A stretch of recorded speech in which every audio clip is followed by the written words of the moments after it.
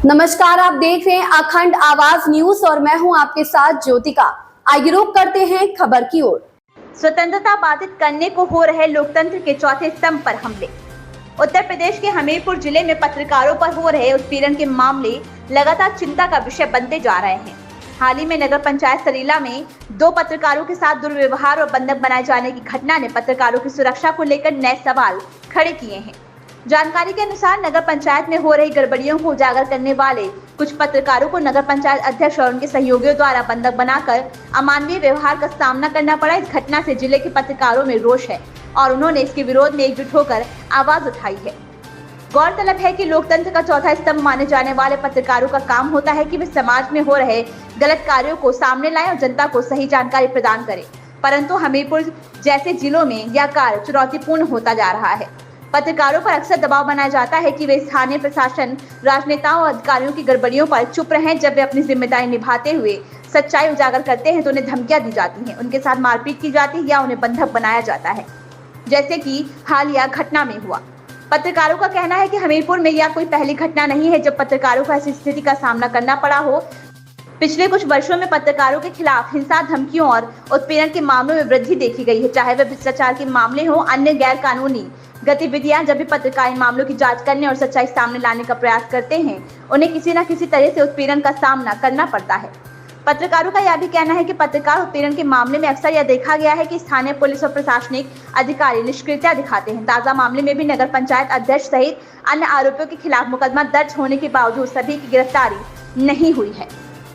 लोकतंत्र तभी मजबूत हो सकता है जब पत्रकार स्वतंत्रता से कार्य कर सके और जनता को सच्चाई से अवगत करा सके। यदि इस दिशा में उचित कार्रवाई नहीं की जाती है तो यह न केवल पत्रकारों की स्वतंत्रता को बाधित करेगा बल्कि समाज के विकास और सच्चाई तक पहुंचने में भी बाधा बनेगा।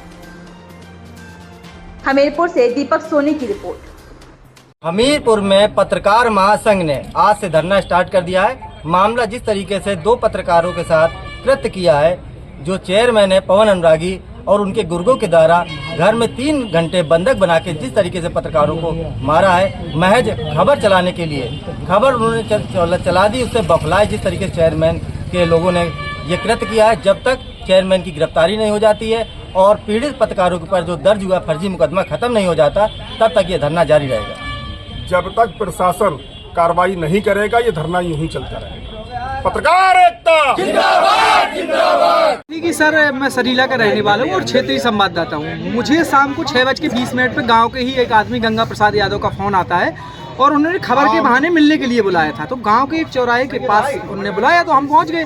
हमारी किसी से कोई दुश्मनी नहीं थी। जब हम वहां पहुंच गए तो वहां पहले से ही साजिश षड्यंत्र के तहत उस मकान के अंदर कुछ लोग छुपे हुए थे जो कई गंभीर अपराधों में वांछित हैं और उनके ऊपर गैंगस्टर जैसे कम से कम 15 मुकदमे दर्ज हैं। पवन अनुरागी नगर पंचायत अध्यक्ष सरीला, चेयरमैन अखिलेश राजपूत जिनके ऊपर पहले से ही 15 मुकदमे दर्ज हैं, गैंगस्टर और कुर्की वगैरह भी उनकी हो चुकी है, लेखपाल को मारा था, चौकी इंचार्ज का सर फोड़ा था, आदि कम से कम 8-9 अपराधी पहले से ही वहाँ छिपे हुए थे अंदर।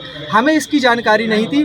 हम जैसे ही अंदर जाते हैं, वार्तालाप होता है, वार्तालाप के बाद षड्यंत्र के तहत लाइट बंद होती है, तब हमें लगता है कि हमारे साथ कोई अनहोनी हो गई है। उसके बाद कट्टा बंदूकों से लैस होकर ये लोग आए और हमारे साथ निर्वस्त्र करके मुझे लगभग 3-4 घंटे मेरे साथ बंधक बना के जो यातनाएं दी गई वो मुझे नहीं लगता कि फिल्मों में भी देखने को मिलता होगा।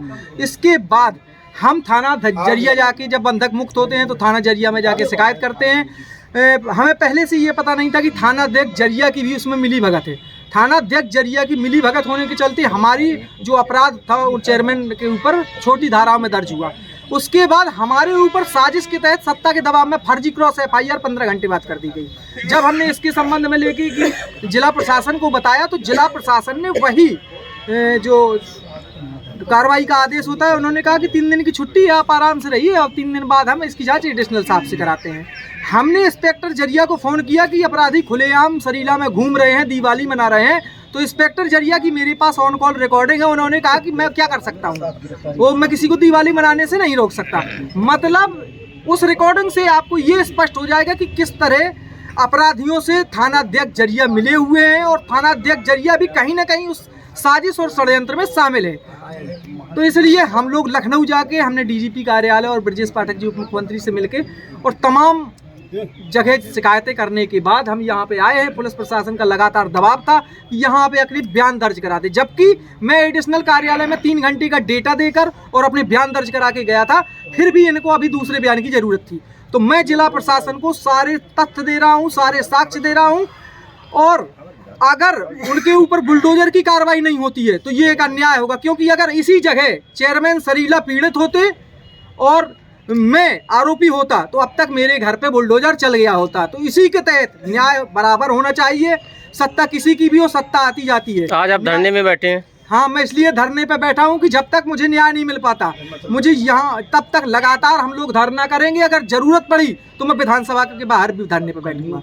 इस खबर में बस इतना ही। बने रहिए अखंड आवाज न्यूज के साथ।